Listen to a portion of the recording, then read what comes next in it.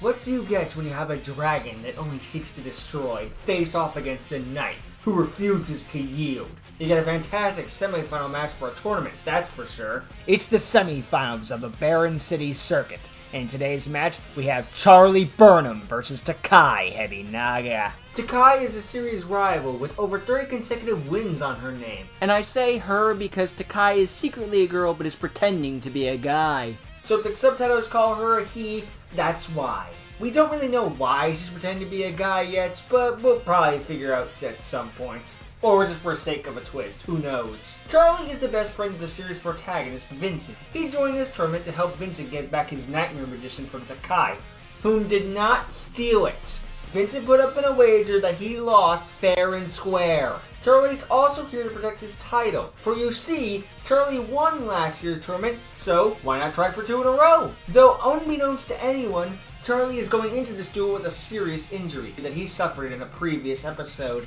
He hasn't told anyone how serious it is though, because he values stopping Tekai above his own health and safety. A noble cause for a knight to be sure, but is it a foolish one? We'll just have to find out. Also, it's worth pointing out that Awaken uses 6,000 life points for its bases. A nice middle ground between 4,000 and 8,000. Just thought I'd point that out. Also, I'm once again holding a community poll to decide what I will analyze on Christmas Day. So, if you haven't voted already, now's your chance. You have 1 week left. But with all this setup out of the way, let's quit our stalling and get brawling.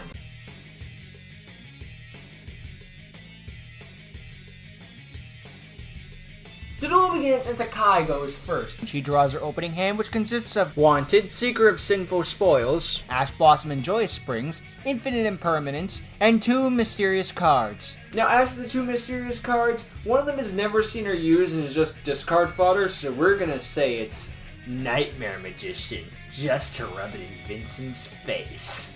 Now, as for the identity of the other card, this card is set but never activated. Apparently it was supposed to counter Captain Oliver, but she never actually activates it. But out of Tekai's entire deck, I can only think of one card that's used with some 90% of circumstances. That face down, my friend, is limiter removal. She's bluffing. Moving on, she starts by activating Wanted, letting her add a Diabellstar monster from her deck to her hand. She takes Diabellstar, the Black Witch. Then she discards her Ash Forehead and Joyous Feet to special summon Diabellstar in attack mode. Next, she activates Diabellstar's effect. Since it was summoned, Tekai can set a Sinful Spoilers Star Trap from her deck to the field. She sets Sinful Spoilers of Doom Resealia. After that, she sets Infinite Impermanence and Limiter Removal face down and ends her turn. Obvious misplay to Tekai for discarding, of all cards, Ash Blossom. Why would you not want to deny your opponent free setup? Well, there's actually an explanation for that. Overconfidence. Tekai has seen Charlie duel throughout this tournament and has built up a false sense of security. She feels she doesn't need the Ash Blossom because she knows exactly what Charlie's going to do, obviously, so why keep it? But it's still a misplay that she's going to pay for big time, regardless of the reason. Moving on, it's Charlie's turn. He draws, and his opening hand consists of Noble Arms Museum, Inferno Knight Magius, Inferno Knight Renaud, Hero Ring, the Warrior Returning Alive, and an unknown card of his own. Never seen her used, so we'll just say it's Phoenix Gearfried. It fits the archetype enough. He opens with his field spell, Noble Arms Museum. This gives all his Fire Warrior monsters an extra 500 attack points. Next, he normal summons Inferno Knight Magius. And because he controls a Fire Warrior monster, Charlie can and does special summon Inferno Knight Renaud from his hand. And the best part is, because he did, Renaud is treated as a tuner monster. Charlie then has level 1 Renaud tune his level 4 Magus to synchro summon level 5 Angelica, Princess of the Noble Arms. Tekai is shocked. Tekai was expecting his ace monster, Captain Oliver. However, Charlie reveals that he expected her to expect that. That's why he summoned Angelica instead. And now he activates her effect, letting him add 1 Horn of Elephant from his deck to his hand. Tekai won't let that go through though. She reveals her set Infinite Impermanence, targeting Angelica to negate its effect. But Charlie expected that too. He changed with Angelica's quick effect. Because she was targeted, Charlie can send a Fire Warrior monster, Augier, from his deck to the graveyard in order to banish Angelica until the end phase. And because Angelica isn't there anymore, Imperm doesn't affect it, so Charlie gets his horn. But that's not all. Angelica's last effect lets him summon a Roland monster from his deck or extra deck. So here comes Inferno Knight Captain Roland! But wait, there's more! Because Augier and Magus' graveyard effects activate. equipping from the graveyard to Roland. And all of this was possible because Tekai threw out Ash Blossom. Like a bozo. Battle phase, Roland attacks Diabellstar. Tekai reminds Charlie that they have the same attack points, but Charlie reveals Magius' effect. Once equipped, Roland cannot be destroyed by battle. However, that wasn't what Tekai was talking about. She reveals her set Sinful Spoils Rusilia. This lowers the attack of the opponent's monsters by Diabellstar's attack points permanently.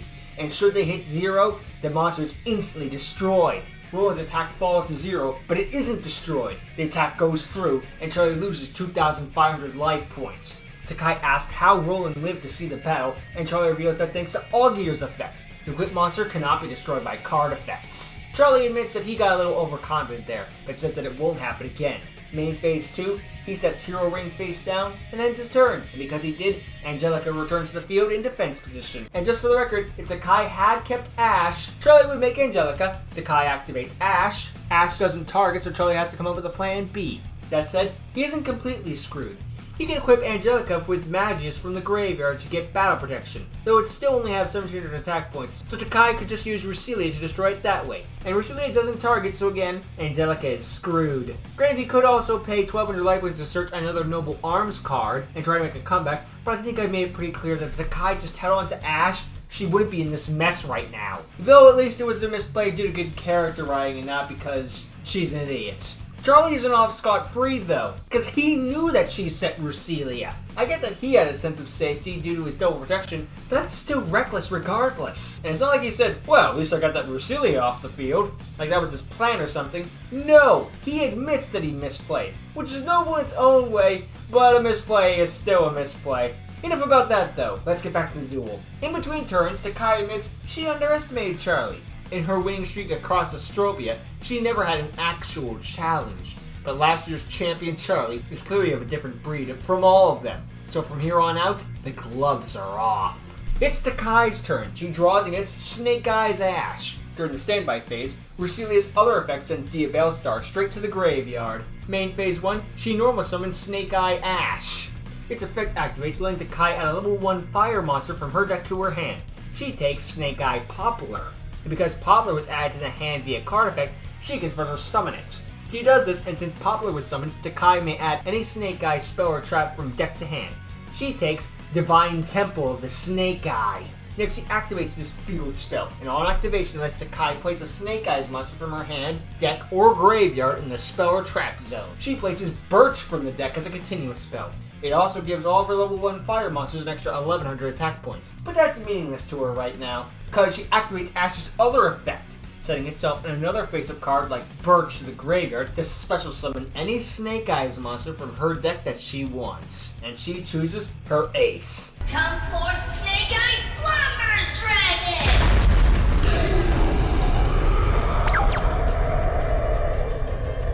Now Tekai uses Flamberge's effect, Gorgonic Gaze. It turns one monster the opponent controls into a continuous spell. It turns Roland into a spell and places it in the spell and trap zone. And since the leader is gone, Ogier and Magius go to the graveyard. Battle phase, Flamberge attacks Angelica. Charlie chains with Angelica's effect, sending Oliver from his deck to the graveyard to banish Angelica, then summon Roland from his deck in defense mode. A replay occurs, and Flamberge attacks Roland instead, but Charlie reveals his trap Hero Ring and equips it onto Roland. This makes it so Roland cannot be destroyed by monsters with 1900 or more attack points, so it's safe from Flamberge. Tekai ends her turn, so Angelica returns to Charlie's field in defense mode. And here's where another misplay was made by Tekai, because yes, Flamberge cannot destroy Roland, but Poplar can!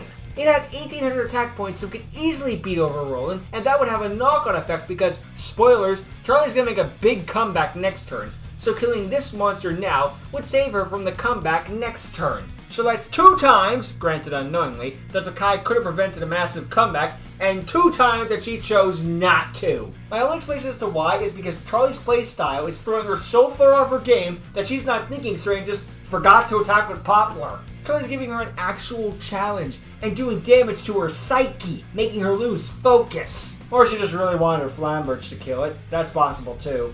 Of course it's still a misplay, but it's one that suits the character at least. Anyway, it's Charlie's turn. He draws and gets an unknown card that I have no idea what this is. But given the state his body is in right now, let's hope it's his insurance card.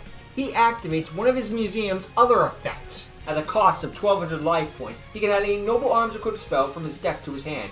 He takes Inferno Arms Hot Clear. Charlie then activates his spell, the Warrior Returning Alive, letting him add a Warrior monster from his grave to his hand. He takes back Oliver. Then he normal summons this tuner monster. Charlie then has his level 4 Oliver tune his level 5 Angelica. Charlie synchro summons his true ace monster. Here comes Inferno Knight, Emperor Charles!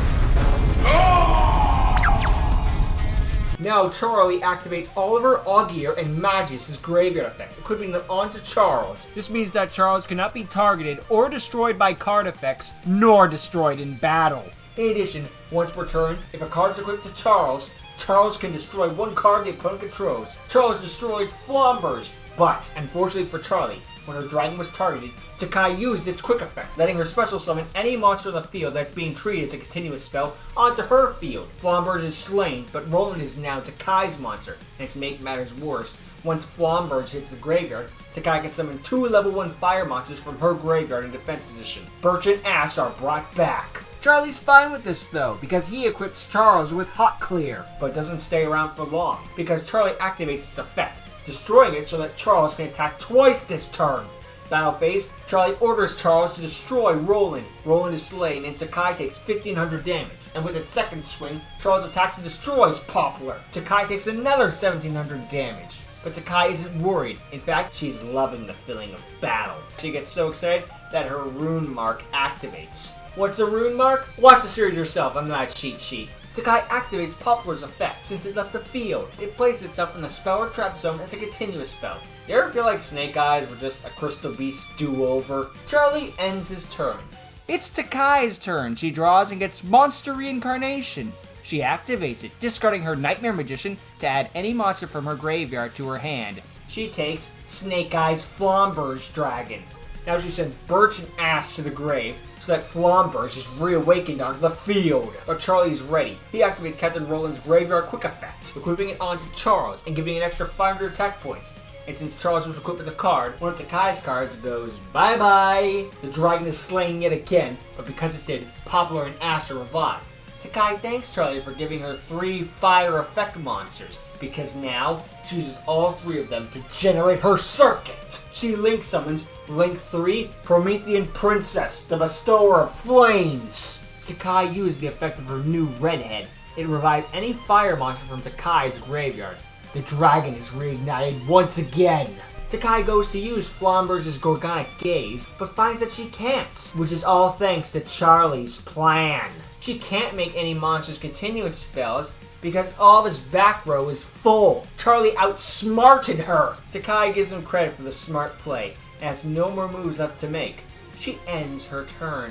It's Charlie's turn, in the penultimate turn of the duel. He draws and gets an unknown card, probably an equipped spell that he has no room for, an unfortunate consequence of his strategy. Battle phase, Charlie orders Charles to destroy Promethean Princess. It's destroyed and Tekai takes 1300 damage. She's knocked down to just 1500 life points. Charlie ends his turn. For the first time in a long time, Tekai hits under 2000 life points.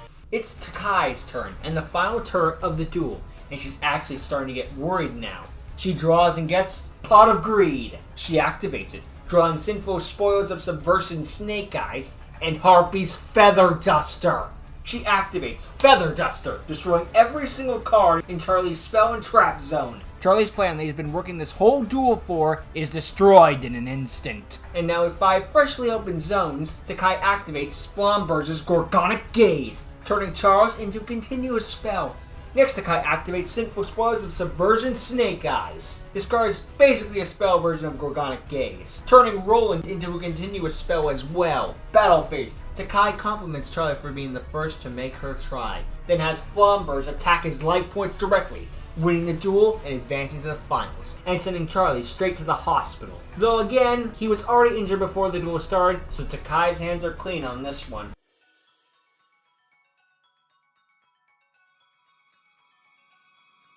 So could Charlie have defeated Tekai?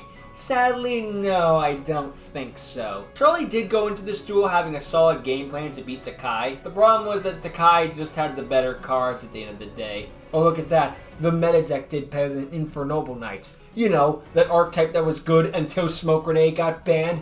Why am I not surprised? To be fair to Charlie, this was a very solid strategy, and one that even Tekai didn't have an answer to unless she drew back row removal, which she was just lucky enough to do. And to be fair, both duelists do have some mysterious cards in their hands, so I can't say with 100% certainty that Charlie was going to lose this duel. But given what we have so far and based on the knowledge available, yeah, Charlie was going to lose. Tekai honestly could have dueled better. She made misplays early on that cost her big time, and could have led to a more comfortable win. Though again, that's the kind of character Tekai is, and with an over 30 win streak, having an ego like that is kind of expected. If she had saved Ash, she would have won much faster, but if she hadn't drawn Feather Duster, we may have been singing a different tune. Charlie meanwhile put up a valiant effort against Tekai and held nothing back. Despite his injury, he wasn't going to give Tekai a free trip to the finals. His only real misplays were running into Recelia, a card Tekai could have just used on her own turn anyway, and keeping a couple cards in his hand, that may or may have bricks or may have not been.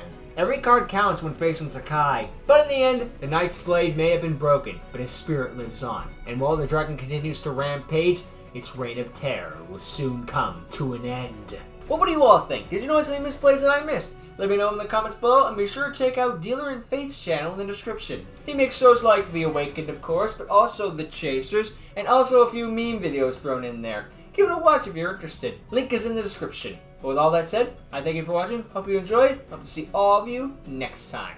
Later.